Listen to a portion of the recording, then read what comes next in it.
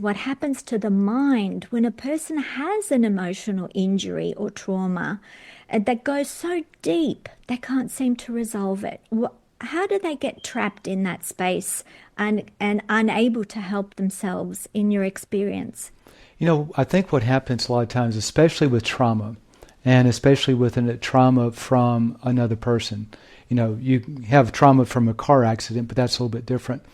When you are dealing with someone who's hurt you and has betrayed you, it goes deep to your heart, not your physical heart, but your kind of like your spiritual heart. And it's hard to let it go because the betrayal was so bad, the wound was so bad, and a lot of times we don't know how to let it go, and it just kind of grips us. And then the longer we go with that, it just keeps continuing to almost like a boa constrictor snake. It just continues to constrict us and grab us and compress us, and just I like to use the word torment because it impacts everything we do in life.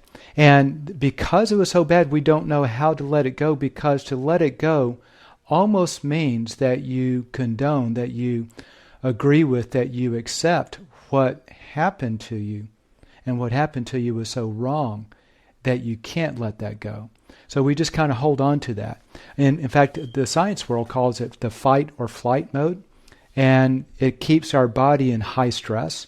On a spiritual side, it keeps the body out of balance spiritually, and it just has terrible impact to our being.